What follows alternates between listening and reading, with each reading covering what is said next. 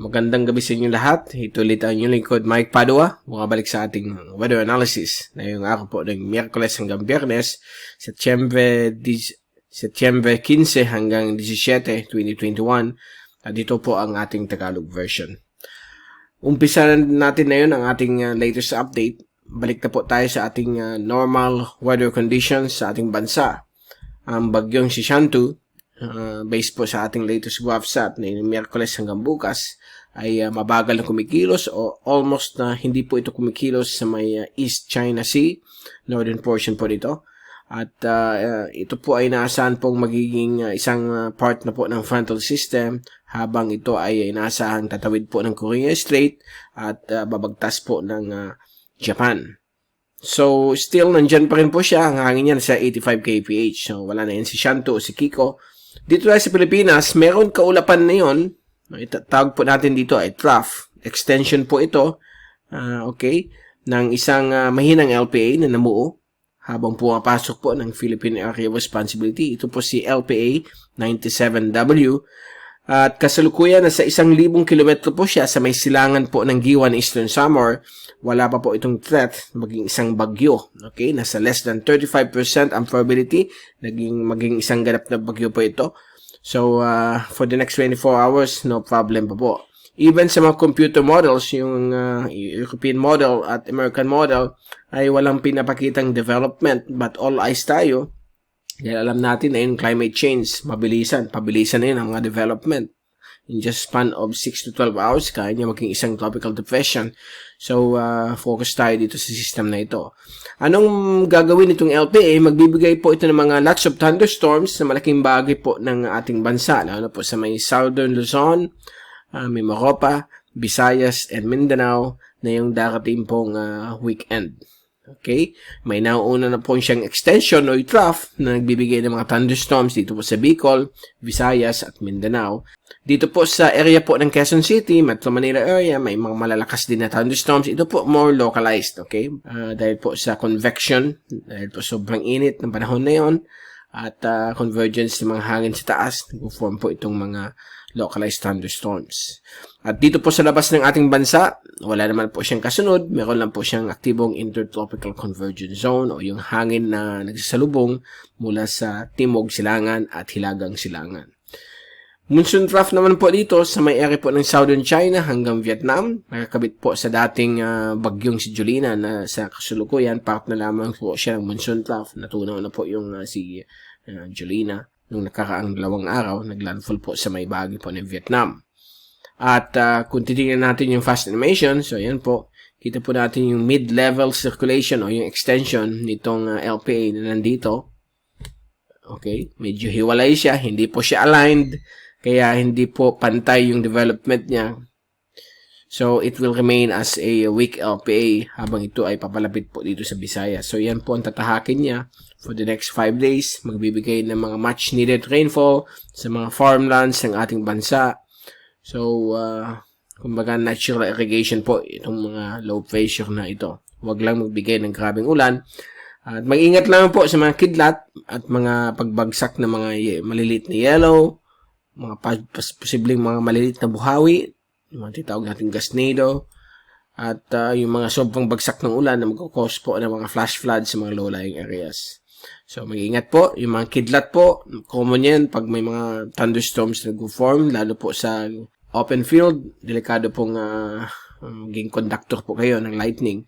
So, wag mo na pong lumabas kapag may mga localized thunderstorms. Total, 1 hanggang 2 oras lamang po ang average duration po nitong mga localized thunderstorms. At ito naman po yung zoom in satellite animation mula sa windy.com. So, ito po yung mid-level trough o extension yung LPA kasi nandito siya. So, natutunaw na po siya na yon. Although, nagbibigay pa rin ito ng ulan sa ibang parte po ng Visayas at Kabikulan. At ito yung trough ni Shantu. Ayan, papuntang Japan. Hindi natin pansinin yan. Puntahan natin na yun ang ating windy.com pressure, rain, and wind forecast mula sa European model. Hindi tayo mag-switch sa GFS kasi almost the same po ang fina-forecast nila. So, ang bukas, alas 5 ng hapon, Yan na po yung LPA. Ito yung trough niya. Bibigay pa rin mga thunderstorms sa malaking bagay po ng Central at Southern Philippines. At pagdating po ng Friday afternoon, tatawid na po ng Visayas o Kabikulan itong mahinang LPA. At pagdating ng Sabado, ito po ay lalabas po dito sa may West Philippine Sea. So, dala-dala pa rin niya yung mga thunderstorms, lalo na sa hapon o gabi. And pagdating po ng Linggo, ng hapon, yan na po, lalakas siya ng bahagya, magiging isang active low pressure. And then sa Lunes, September 20, posibleng active LPA na po siya, papalapit po sa eastern coastline ng Central Vietnam. So, wala po itong pangamba sa ating bansa. Usually, ganito ang mga situation. Kapag lahat ng mga formation ay nasa west ng bansa, may sign po na meron tayong panibagong papalapit na La Nina. Okay? Kasi ang La Nina, mas malakas po ang easterlies. Dito po sila nagko-converge dahil may konti pa rin habagat dito. So, pag nag-converge ang southwesterly winds at yung easterlies dito, magkakaroon ng LPA, then eventually maging bagyo. Hopefully, sana wala yung mga trio of typhoons na mag-form kasi may mga tinatawag nating blips, okay, sa panahon ng La Nina. Nangyari yan noong 1970 na sunod-sunod din ang bagyo. But overall, pag La Nina, bihira ang nagpo-form sa Eastern Philippines, lahat po dito. Sana walang blips na yun kasi pag panahon ng climate change, hindi na natin maintindihan. Iba-iba na po ang resulta ng mga formation ng bagyo because of this climate change. Ito po yung ating papakita mula sa Pag-asa. Latest po nila sa Tropical Cyclone Threat Potential. Initialization nito ay September 13, 2 a.m. So, ito po ay for the next 2 weeks, gaya ng global hazards ng NOAA. So, ang source nila dito, the same din, galing sa GEFS. Okay, and katie up nila yung Central Weather Bureau of Taiwan. So, for the first week, ito po, nakalagay dito, there will be a possible formation ng low pressure area for week 1, September 13 hanggang September 19, hanggang Linggo. So, ito na po yung binabantay nating LPA, 97W. So, pinapakita dito ay nasa low likelihood na magiging bagyo. Pagdating ng week 2, itong LPA na ito, tatawid na po ng West Philippine Sea hanggang sa may South China Sea, approaching Central Vietnam or Northern Vietnam, kasama po ang Hainan. So, medyo pula-pula po siya. So, high likelihood na baka maging bagyo na po dyan sa may west. And then, meron na naman po isang LPA na low likelihood na magiging bagyo. So, ito po yung galing sa American model. Okay? And combined with Central Weather Bureau models. So, yan po ang pinapakita.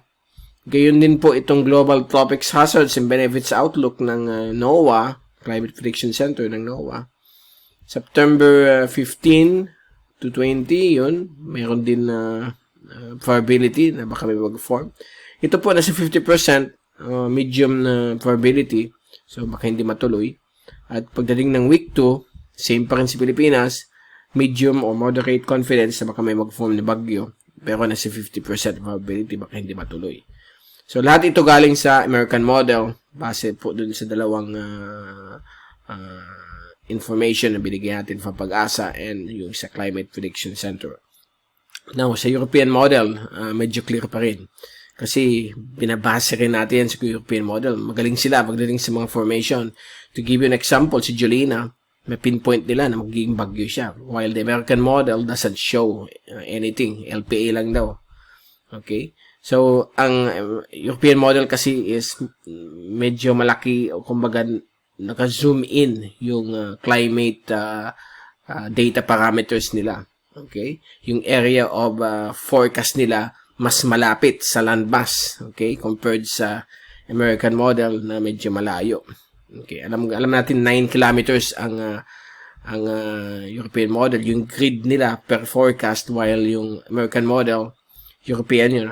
Yung American model nasa 20 kilometers per grid. So, medyo mas malawak ang area niya. So, kaya hindi siguro na pinpoint nitong American model. Kaya pagdating sa forecasting talaga ng mga bagyo. Bihira magpalya ang European model. From time to time, nagkakamali rin siya.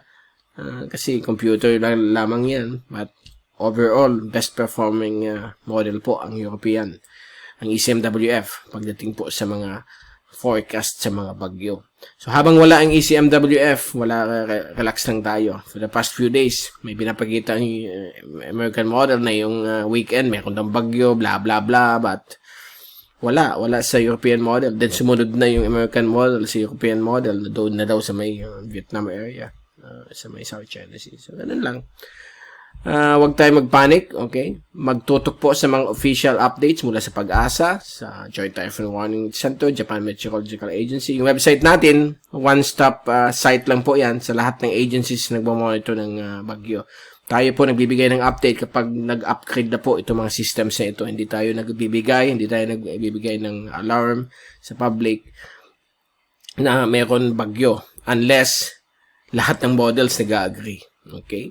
So, minsan nauna rin tayo pagbigay ng update yan sa nakaraan ng bagyong si Yolanda. Malayo pa pero nandyan na po lahat ng models.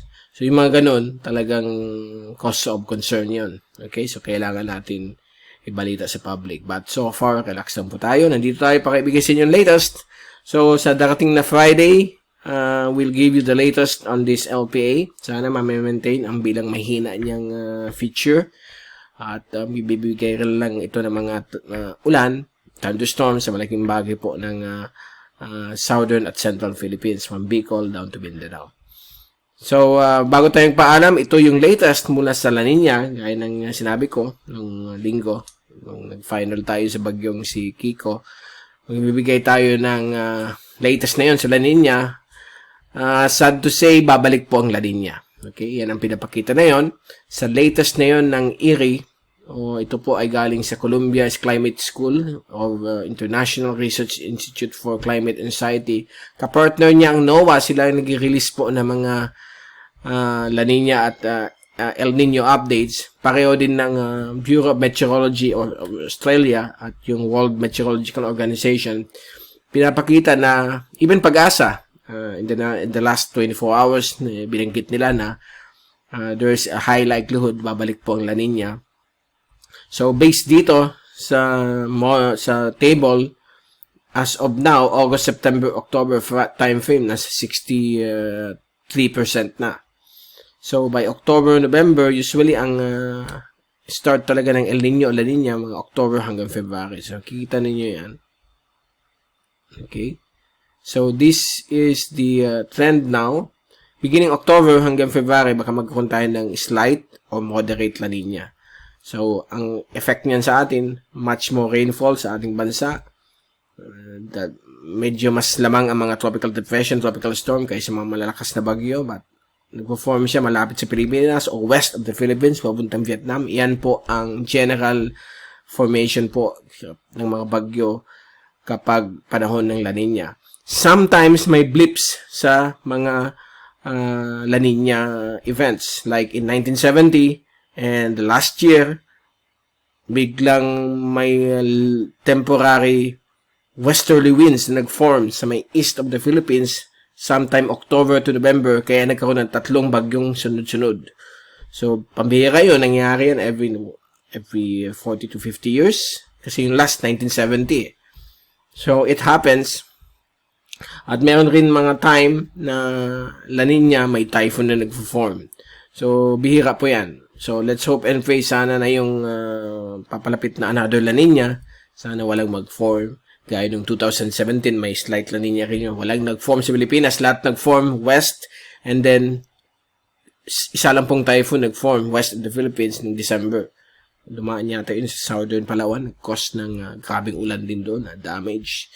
Okay? So, yan po nung 2017. Recall ko lang yung mga nangyari ng mga nakaraang La Nina. So, dahil iba na yun, may climate change, so ang hirap i-forecast kung anong scenario na yung last quarter po ng taon. So, i-pray na lang natin na sana walang mga ganito na bagyo, lahat na mag-recurve, lahat may hina, huwag na mag-develop, at sana hindi masyado maulan. But, ang importante po, handa po tayo sa possible above average rainfall dahil po sa panahon ng La Nina. Okay, so dyan muna natin tinatapos, folks, ang ating latest sa ating panahon. Babalik ulit tayo na darating na Friday. From Typhoon 2000, ito si Mike Pado nagpapaalam. Huwag niyong kalimutan, mag-subscribe sa ating channel. Click ang notification button para updated po kayo. At mag-ingat po tayong lahat. Be #WeatherWiser. At maraming salamat po sa panonood sa ating channel.